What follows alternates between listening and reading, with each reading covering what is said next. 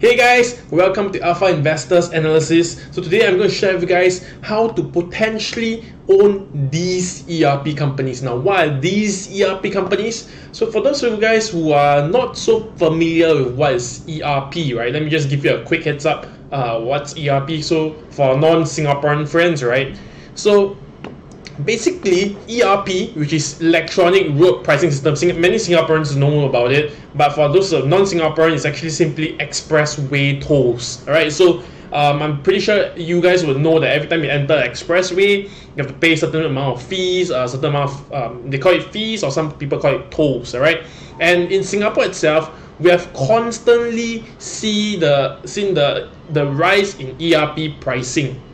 So you can see that we are going to increase, like for example in 2019 we're going to increase from $1 to $2 and from $3 to $4. Now Singaporeans hate it a lot, but this becomes a very, very good investment opportunity, because imagine if you're able to own an ERP company. Now how amazing, that's just mind-blowingly good, right? So if you're able to own and collect like kind of like taxes from the people, that it's actually compulsory, because everyone need to go to the expressway to get to places from places to places, right? So if imagine if you're able to own companies like this. All right, so why does this stock have potential? Like I mentioned, first and foremost, you cannot escape expressway tolls, and second one is you can ride along the e-commerce trend. Now e-commerce is booming, logistics is booming, and it's really a trend out there in the market that we can really take advantage of.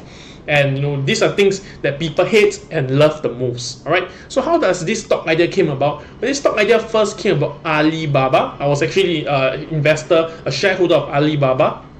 And I was thinking, how can I make the most out of this investment in Alibaba? So I was thinking, why not just invest in a company like courier companies, right? Courier companies whereby, they deliver Alibaba goods. And that's where I found out this company called ZTO. And till date, it's actually up 17.7%. You can check out the video. I put it on YouTube. It's absolutely free. I compare with companies like FedEx and UPS. All right, so it's up 17.7%. And then after which, I went to actually dig deeper. How can I make the most advantage out of this Alibaba stock, right? This is actually all comes with experience lah. So I was actually shopping on Alibaba on the 11/11 Singles Day, right? And I realized that there's one parcel, one delivery that's actually traveling from one end of China, literally to almost to the middle of China. It's not like Singapore. Singapore is like you travel from Pasir Ris to maybe Orchard Road. Maybe that's like a 40 minutes, right? Max 40 minutes, including like traffic jams and everything. But if I'm traveling from one end of China all the way to maybe like the middle of China, right, that will at least take a few days, right? And think about it, the number of expressways they have to go through is insane, just for that one small article, one small parcel. Obviously, they carry more than one goods in the truck lah, but just for that one item that I requested for delivery, travel all the way, it was just insane. So that's where I get my stock ideas from. All right. So then I look at this company called Jiangsu Expressway Company Limited. Now the company name says it all, Expressway Company Limited. So what they do, it actually operates in these few things. The business operation, it builds expressways and bridges linking the Jiangsu province to the other province of China. It maintains expressway and builds the bridges for the expressway and bridges for the commuters, for the passengers, for the users, and also run billboards, advertisements, etc. So you see, in Singapore not so much, but in terms of overseas, like if Singaporeans travel to Malaysia, you can see it very frequently. If you travel to US, if you travel to China, you will see more and more of these billboards company. All right. So you also have this ancillary investments. I'm not too sure to pronounce it. My pronunciation is very bad. But basically what it does is actually help out in transportation-wise, REITs operation in terms of rental, and then also got some financial investment where they invest their money and get some returns. I'll go show you guys later more about it. And then, but the whole overall main operation is actually to collect expressway/highways tolls, right? Which is fees that you actually users and commuters pay when they actually enter the expressway. Now this is an insane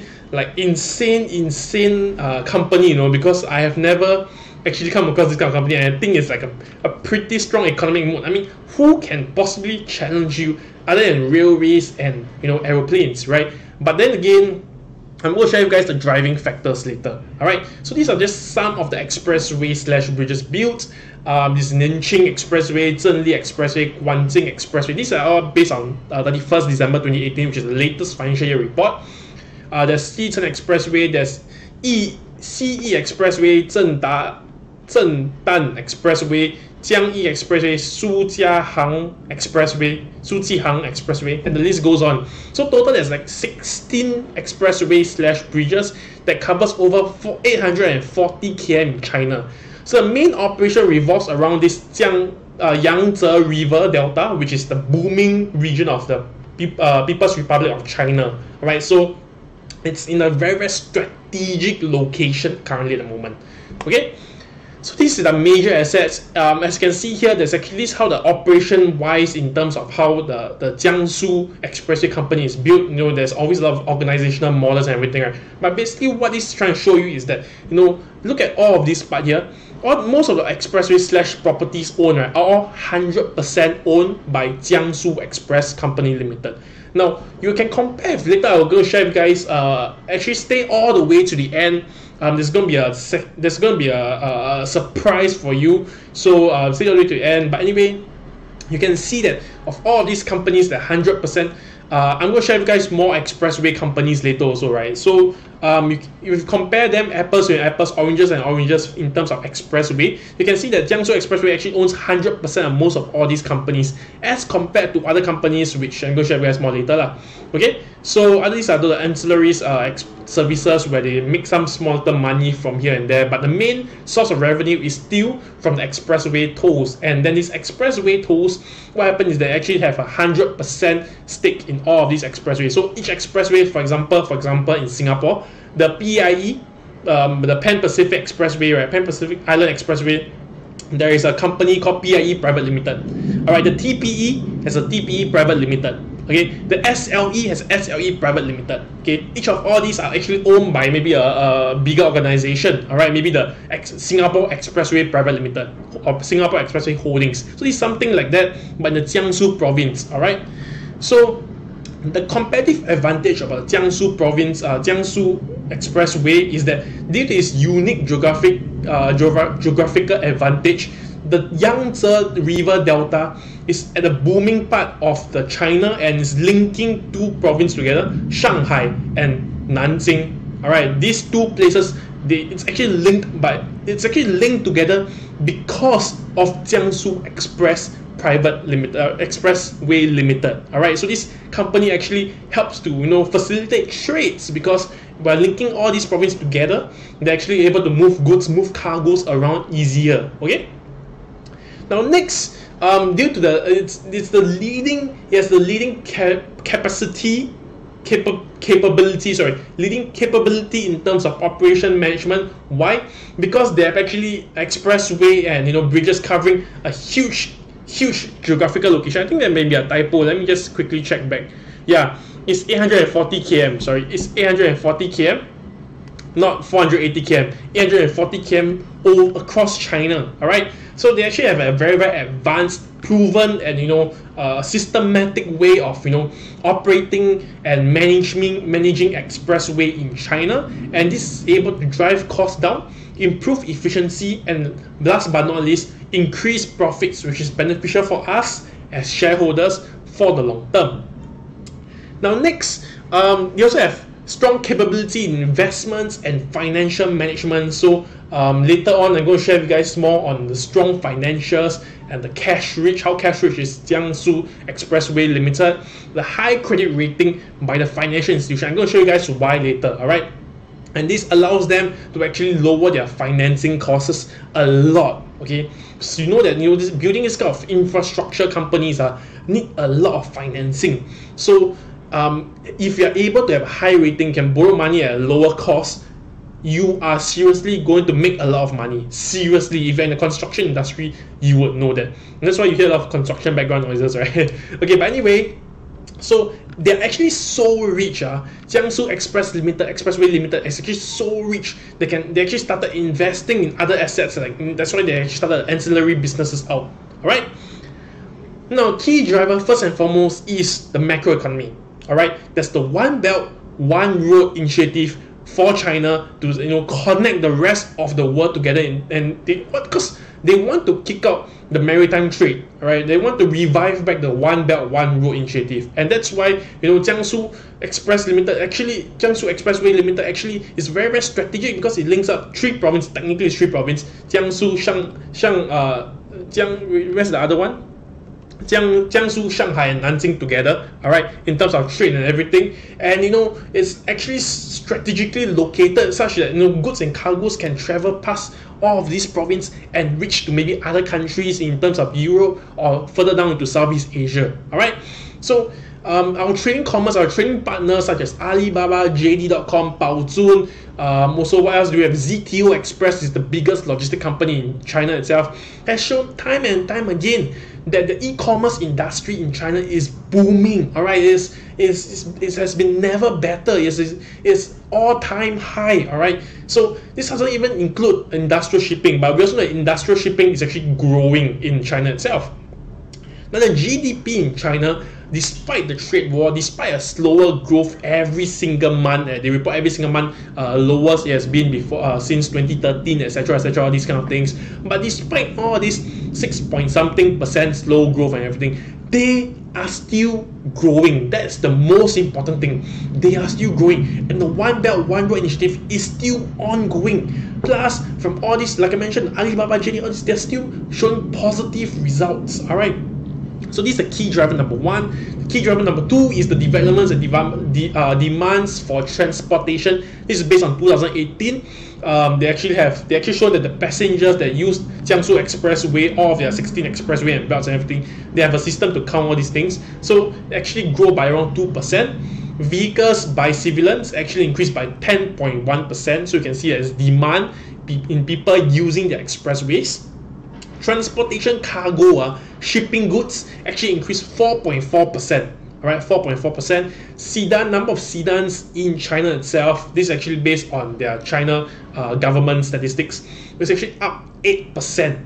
Right, up 8%. So everything, it's just nice for Jiangsu Expressway Limited, and not just for this, it's also just nice for a lot of other expressway companies in China itself.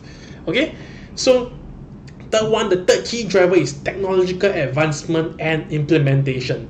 Now, due to the advancement of technology and how they are able to, because they are very experienced in managing and operating expressway, they are able to incorporate all this together to better manage and maintain expressway, to increase the efficiency, to quickly fix any repairs, or do any overnight maintenance quickly, and improve the safety and security of the users of the expressway. Now next, because of the cutting-edge technology they actually introduced over the past few years, they're able to smoothen traffic flow. Now, smoothen traffic flow, it's very, very beneficial. Why? Because if you're able to reduce congestion, more people will more likely use your expressway. It becomes more popular, and when it becomes more popular, that you can collect more highway tolls from the users down there, the highway users. All right. So it's just insanely good. I mean, just think about it. Even in Singapore itself, you can see sometimes you put on Google Map, you want to travel from Pasir Ris to Jurong. They tell you they can go by PIE. Likewise, you can go by ECP, right? They actually weigh for you which is more congested. And then congested one, most likely you won't go there because you'll be wasting your time stuck in a traffic jam. So you choose the less congested one. So this is what Jiangsu Expressway Limited is trying to do. They're trying to push for the push the cars to go through faster, to clear the expressway faster, smoother the traffic flow, and hence collect more expressway tolls from the users of the expressway. All right, so let's have a small. I actually take all this from the annual report for you guys to see. So let's break down of each expressway performance. You can see, like, if you don't understand anything down here, all these numbers, don't worry. All you have to do is just look at this year-on-year performance. Okay, so if year-on-year performance is better, means 2017 to 2018, there's an improved number of volume in passenger, there's an improved number of trucks, and there's improved number of daily tolls revenue. It's a good thing, right? Can we all agree that? So if all agree that, let's continue. All right, so you don't even need to look at all of these numbers. Honestly, you're just going to confuse yourself. Okay, what I want you guys to do is just focus on the last one here. Okay, and then focus on the expressway here. So Shanghai Nanjing Expressway actually year-on-year collected total revenue of like 4.17% higher, better. They performed 17% higher than last year. Ningchen Expressway 10.4% better, Zhenli Expressway 3.1% better, Guangjing Expressway 5.36 better. So there's a lot more. There's Xicheng Expressway with 7.58% better. There's CE Expressway that's performing 4.27 better. There's Wuxi, all these expressway I can't even pronounce, right? So I need the 音调 in Chinese. How do you call it 音调? If not, I can't really pronounce it very well. But anyway, you can see that this expressway actually performed really well, collected increase in revenue of around 24%, which is very good in terms of tolls lah. And then we have Zhengda. You see that Zhengda actually didn't really perform well because, right, it was only open in 30th September 2018. So this report is actually generated for the 31st December 2018. Alright, so this data down here, they actually collected around 149,000 daily tolls, right, per every single day lah. And this is just within 3 months, all right, within just 3 months, because it's open on 30th September and this report is generated on 31st December. All right, now next. So we also have a few more key expressway here. Everything's performing well except for this expressway here. So down here, actually, I have a note for you guys is that Nanjing Expressway actually stopped charging tolls as of 1st June 2018, and that's why you see a huge dip in terms of daily toll revenue. All right. Now the breakdown of each expressway performance, I also found it for you guys already.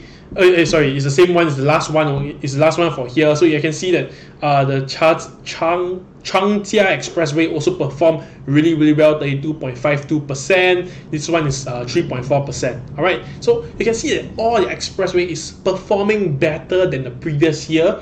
And there seems to be no hiccups and everything seems to be very good. So strong company, there's strong demands for their products, and they're positioned strategically. All right. Now next, let's talk about ancillary services. These are things like the sales of petroleum products, the petrol companies, food and beverages, of retail goods, and maybe and the 6 service areas, like rental of 6 service area. So they also include advertising, so billboard advertising. So I'm going to show you guys the breakdown in a while. So what happened is that food and beverage, they actually have a year-on-year decrease in revenue of 19%.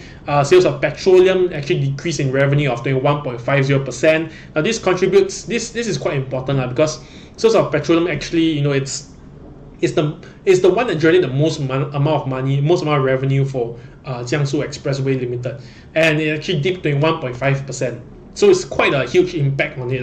But don't worry, because this is just this is not the main source of revenue for Jiangsu Expressway Limited. The main source of revenue is still coming from the expressway tolls, and as you can see, it's been performing better than last year and better than before. All right.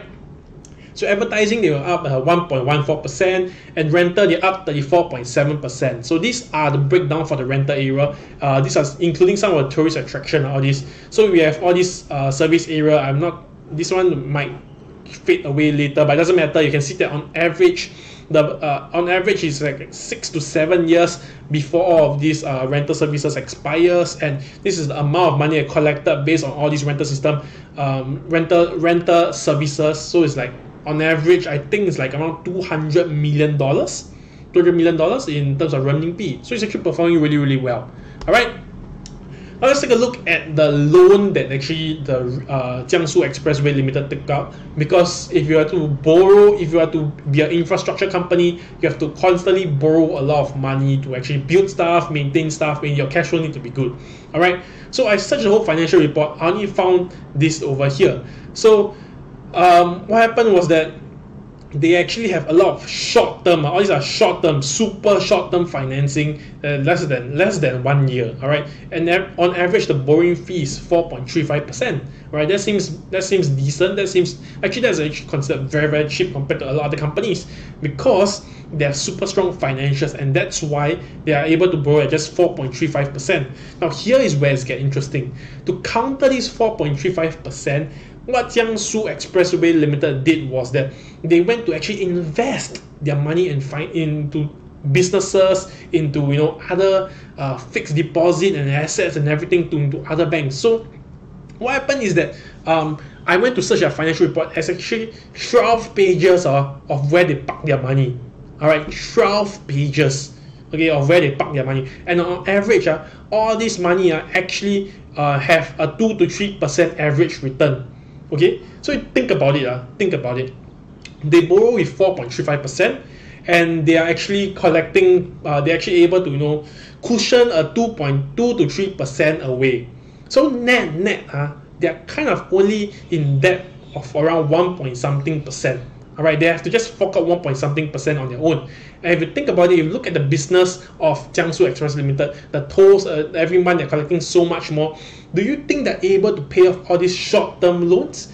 Definitely, they're able to actually pay off every single thing. All right, it's just insane. So I think this is really strategic, really strategic, because they are able to cushion their interest rate a lot. And now, right now, China is actually lowering their interest rate, short-term interest rate. So it's actually a very strategic move by this company. I really hands down, really salute them, really. Okay, so now let's talk financials. Now, financials will be at the second part of the video. All right, so I know that some of you guys don't really watch me, the whole YouTube video and whole all these videos, and I actually created. So I've done analytics, and I decided to push this part to the second part of the video. So if you guys are interested in finding out more about Jiangsu Expressway Limited's financials and how I look at it and the charts of Jiangsu Expressway Limited, then do come over to the second part of the video. All right, second part of the video. Now, see you in there's probably a link on top of below somewhere there to bring to the second part of the video. All right, so thank you very much for tuning in, and see you in the next video. All right, bye bye.